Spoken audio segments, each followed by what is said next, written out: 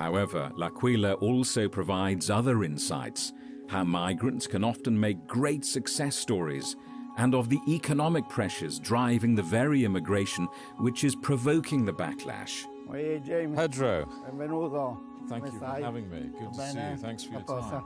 Prego, prego. Looking forward to your restaurant. Grazie. Looking forward to the food even more. Prego. Thank you. Pedro came from Albania in the 1990s, living in an abandoned bus while learning to be a chef. And what's going in here? This is the calamari. Calamari, sì.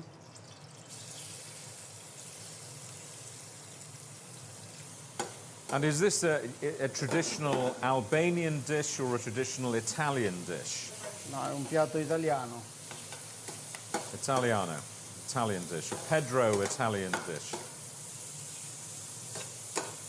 Oh, it looks good. This is asparagus. Gli asparagi. Okay. Sì.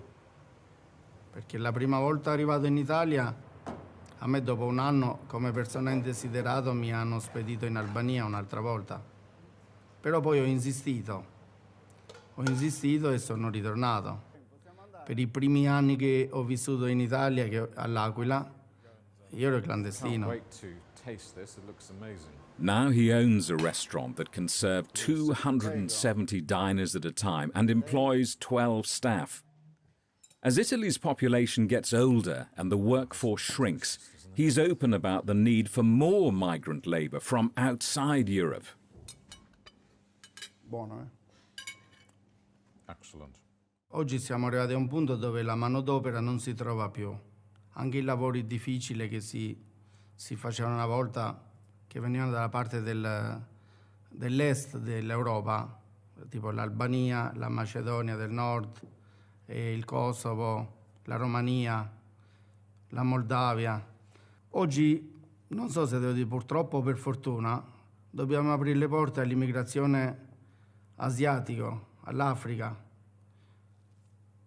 È diventato importante, però dobbiamo aprire le porte in modo corretto, non con i sbarchi, non con tutti i barconi che affondano e tutto quanto. Bisogna mettere delle regole ben precise, però l'immigrazione c'è stato, ci sta e ci sarà per sempre, nessuno lo può fermare.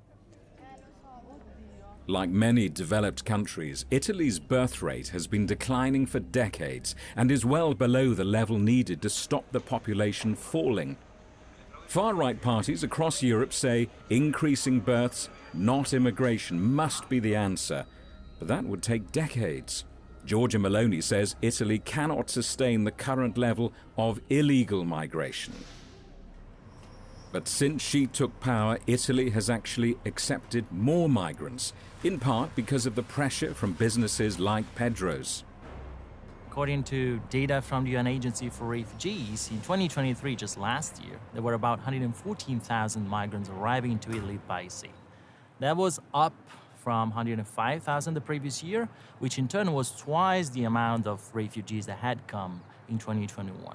The irony about Meloni specifically is that, at least in a few instances, she has taken measures that go squarely against her and her party's traditionally anti-migrant stance. There is, for instance, this measure that offers temporary permits to seasonal migrant workers. It used to be at around 80,000 back in 2022, but there were thrice as many entrepreneurs looking to hire those seasonal migrant workers, and only 1 in 3 got those permits. She comes into office, the following year she almost doubled the amount of those migrant permits, which are now standing at about 150,000 per year over the 2023 to 2025 period. The bottom line is that there's a clear demand for migrant labor there, and there are clear economic advantages to it. So Giorgia Meloni has bowed to economic reality and, in practice, has behaved like a mainstream politician. Yet she still seems really popular, despite failing to cut immigration. So why aren't the voters more angry? Meloni couldn't really stop the migrant waves. And she said so herself. She said, I thought I could do more, but I couldn't do more. So she recognized that her migration policy essentially failed because she thought she could stop the migrants or at least manage the migration fluxes more. So one could say, look, Meloni promised she would stop the migrants. She failed. The voters should be angry. As a matter of fact, the voters are not angry because they recognize that she tried and that she at least puts herself in harmony with the worries of her electorate. And that for the voters is enough, at least vis-à-vis other parties that didn't even recognize those worries. Perhaps that's why Brothers of Italy activists put a subtly different spin on the issue as they prepared for a regional election in the Abruzzo's biggest city, Pescara. Non è vero che noi vogliamo limitare l'immigrazione, vogliamo semplicemente che sia controllata. L'Italia è sicuramente forse uno dei paesi più accoglienti che c'è in Europa, ma azzarderei a dire anche nel mondo. Quindi non è un problema di accettare o meno le persone che arrivino in Italia. Quello che dobbiamo controllare è chi arriva, perché, e soprattutto offrire a loro una vita che non è sicuramente quella che hanno offerto prima di Giorgia Meloni alla gente che arrivava in Italia. Dobbiamo dare il rispetto della persona e questo si può fare solo se l'immigrazione è controllata e così da riuscire a gestirla in Italia e anche fuori. When a group of people at a far-right commemoration in Rome were filmed in January 2024 giving the salute used by Mussolini's fascists, it caused uproar across Europe.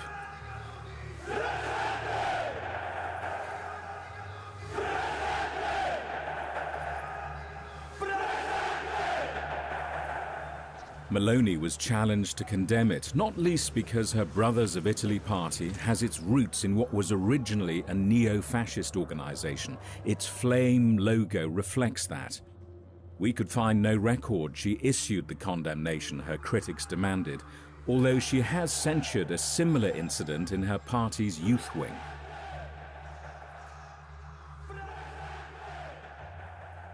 There was more controversy in May when the Italian army's calendar celebrated soldiers who had fought for Mussolini's regime as well as against German occupiers after 1943.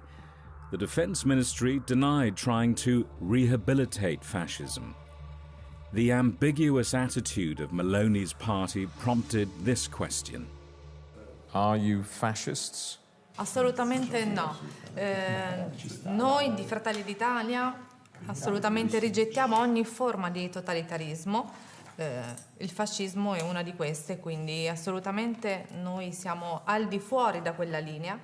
Essere di destra non vuol dire essere fascisti, sono due cose nettamente diverse, quindi Fratelli d'Italia è un partito di destra semplicemente.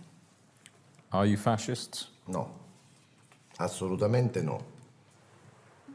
Meloni's party, Brothers of Italy, is most certainly a right-wing party. Whether it is far-right, I think, above all now, after 18 months of government, I think that can be discussed. Because bottom line, this party is playing the Atlanticist game, is playing the European game, it's respecting entirely the Italian constitution. Nothing has been done about individual rights.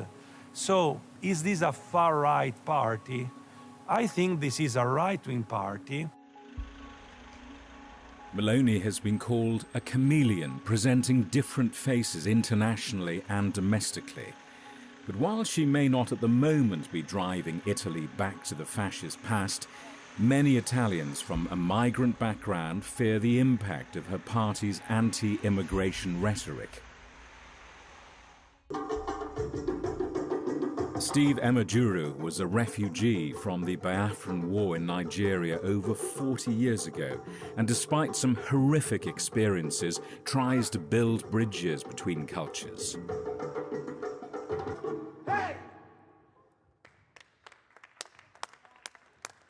What kind of racism have you had to deal with? Some time ago, I was beaten up by 4 people that I should go back to my country, that this is not my country. I have to be rushed to the hospital. I live this on my own body. It's one of the reasons why I insisted in interculture, because when the people know about your life, your tradition, your culture, maybe it will bring down the rate of discrimination and racism. So I know Italy is a very good country. I love Italy. I'm an Italian. Despite that optimism and willingness to connect, he has a rather cynical view of the motives of radical right politicians.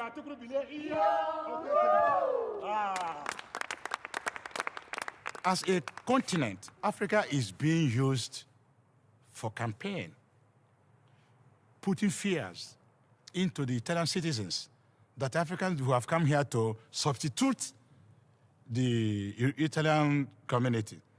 So they have been getting their votes, talking against Africa, talking against blacks, discriminating against blacks. So they are using the discrimination, racism to earn votes. For European election, it will be the worst. A message echoed by a high-profile Italian journalist with a Moroccan family background, who says she's getting more abuse online and the government has emboldened racists. Il razzismo in Italia è un'onda che è cresciuta nel tempo con il ingrandire dei partiti di destra, di estrema destra, non solo di Giorgia Meloni, ma anche della Lega di Matteo Salvini. E ovviamente più questi partiti sono cresciuti nel tempo e più questa onda di razzismo è cresciuta. E anche oggi che Giorgia Meloni è al governo non è cambiato niente, anzi, quei razzisti che qualche anno fa, magari anche in maniera meno audace, si permettevano di esternare alcune frasi razziste, oggi sono molto più orgogliosi di farlo e non hanno più paura. But Brothers of Italy activists insist they aren't racists. Is your party just about migration? Assolutamente no. Noi siamo tacciati di questa cosa, che è una cosa probabilmente molto vecchia, ma tanto vecchia, non recente. Non siamo assolutamente un partito razzista, assolutamente, è smentito dai fatti quotidiani del nostro vivere quotidiano, del nostro fare politica. Noi vogliamo risolvere il problema dell'immigrazione, ma non escludendo, trovando una soluzione a tutta la tematica, perché noi siamo inclusivi e lo abbiamo dimostrato in tanti modi.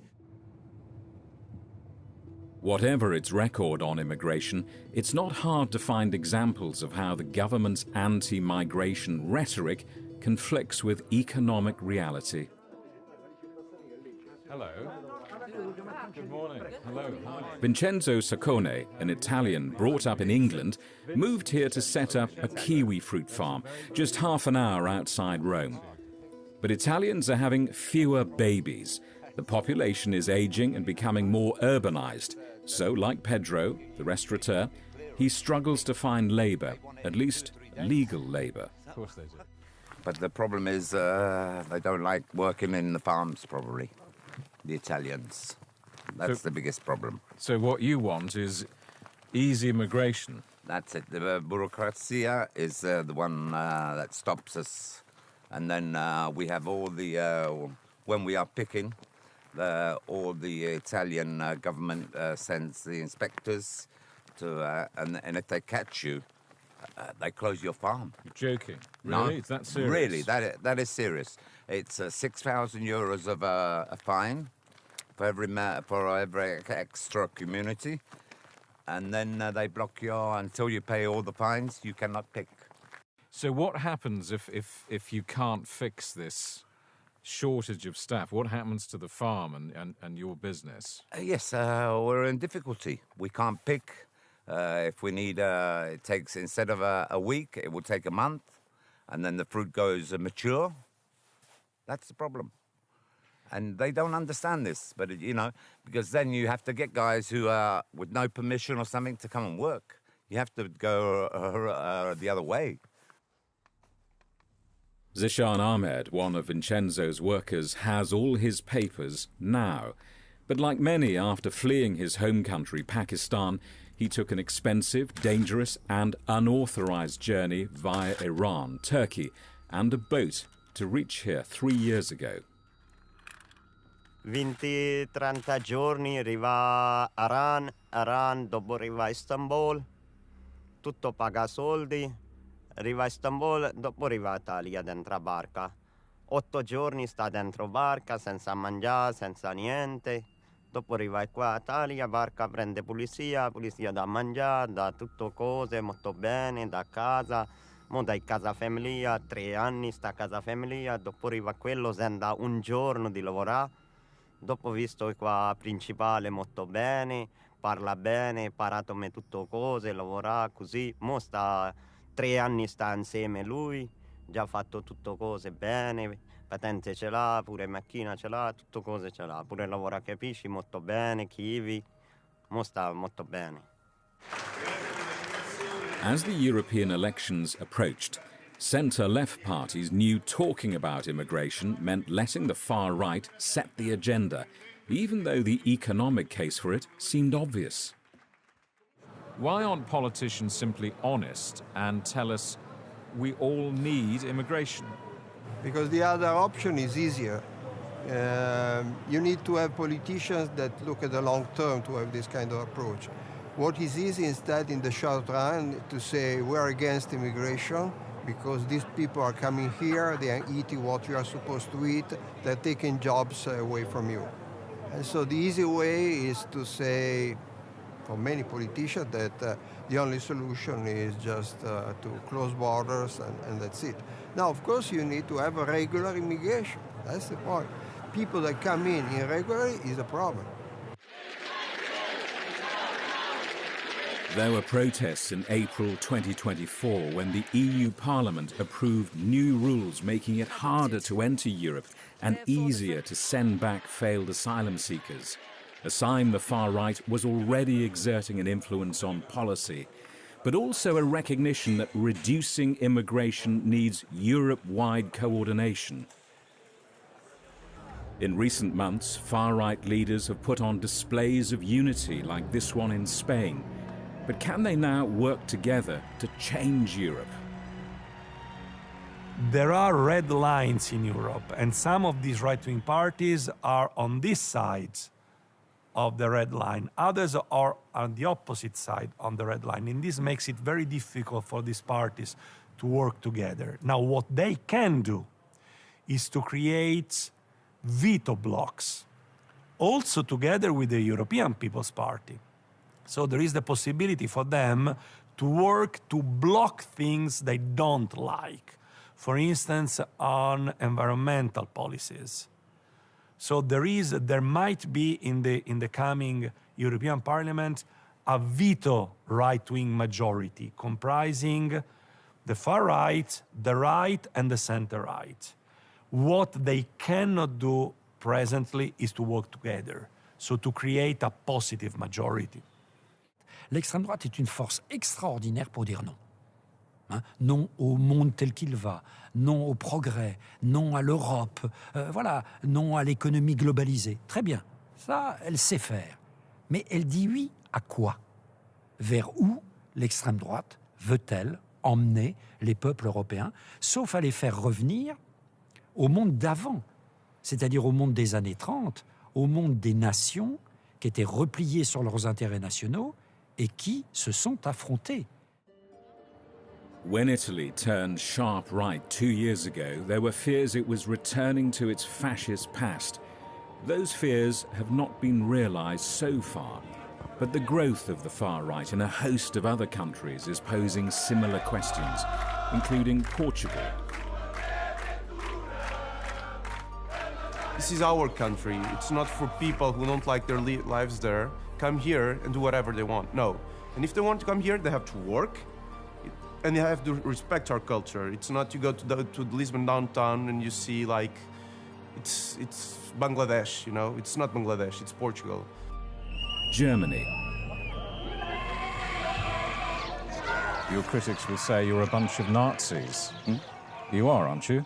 Nein, wir sind keine Nazis. Denn wenn Sie sich anschauen, was Nazis gemacht haben, Nazis haben andere Länder überfallen. Wir stehen hingegen für einen friedlichen Ausgleich und für eine Vermittlungsrolle statt für eine Beteiligung an Kriegseinsätzen im Ausland. Ja. And France. Does all this debate around immigration make you feel ashamed to be French? I'm not ashamed to be French, but I'm ashamed of my country.